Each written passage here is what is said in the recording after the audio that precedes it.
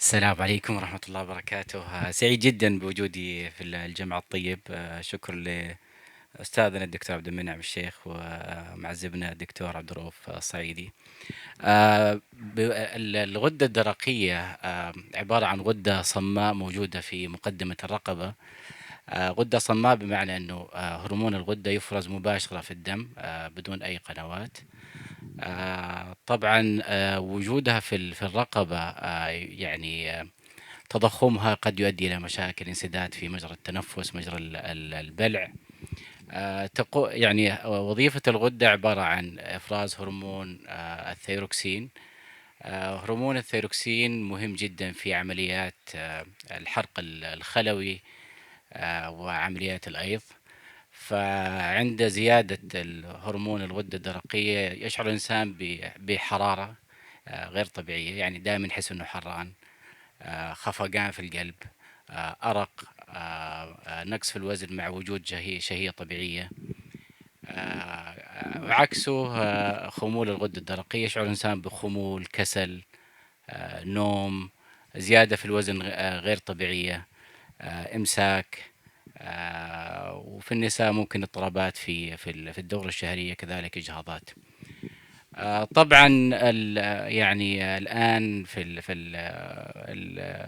مع وجود التقدم في الطب، المراكز الصحية والمستشفيات، كشف خمول ونشاط الغدة الدرقية صار سهل جدا، عبارة عن فحص في الدم بسيط. بكل بساطة نقدر نعرف هل في خمول أو نشاط أو أن الوظيفة طبيعية. فنقدر نقسم يعني أمراض الغدة الدرقية عبارة عن نشاط أو خمول أو تضخم في الغدة الدرقية، زيادة في حجم الغدة قد يؤدي إلى كما تحدثنا أنه قد يؤدي إلى انسداد أو ضيق في النفس، ضيق في البلع، أو حتى أحيانا تجميليا في النساء. كذلك أحيانا خاصة في النساء توجد عقد أو عقيدات داخل الغدة الدرقية، وهذه عرضة أنها تكون فيها نسبة أورام غير حميدة.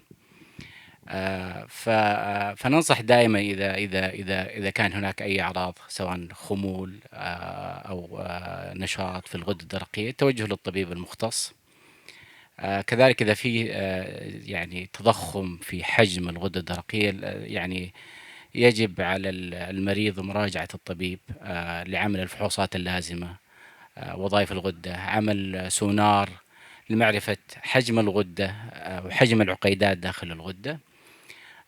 طبعا الآن عن طريق الأشعة التلفزيونية نستطيع معرفة هل في احتمالية وجود أورام غير حميدة داخل الغدة الدرقية أو لا.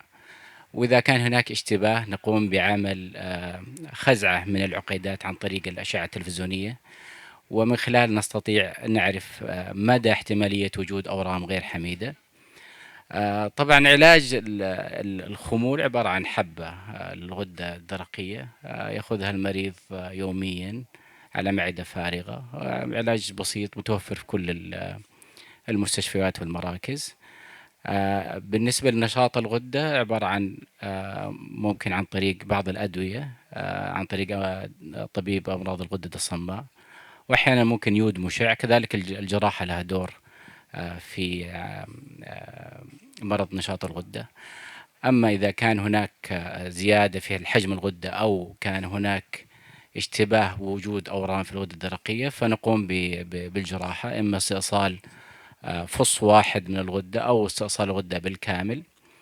والحمد لله الآن تعتبر عمليات استئصال الغدة من العمليات الآمنة، اللهم لك الحمد. المضاعفات ضئيلة جدا. يعني من أكثر المضاعفات اللي كنا نخاف منها زمان هي إصابة عصب الحبال الصوتية. الآن الجراح المختص بكل سهولة يستطيع يعني معرفة العصب والمحافظة على العصب. كذلك في أجهزة مساعدة الآن عبارة عن أجهزة مراقبة العصب داخل العمليات. أحيانا من المضاعفات كذلك بعد العملية هي نقص الكالسيوم بسبب وجود غدد جارات درقية صغيرة حوالين الغدة، قد تتأثر بشكل كبير يعني بعد العملية، لكن نستطيع اكتشافها بشكل مبكر، علاجها بشكل مبكر، وعادة تكون شيء مؤقت يعني. فنصيحتي للجميع، يعني تعتبر أمراض شائعة جدا خاصة في النساء.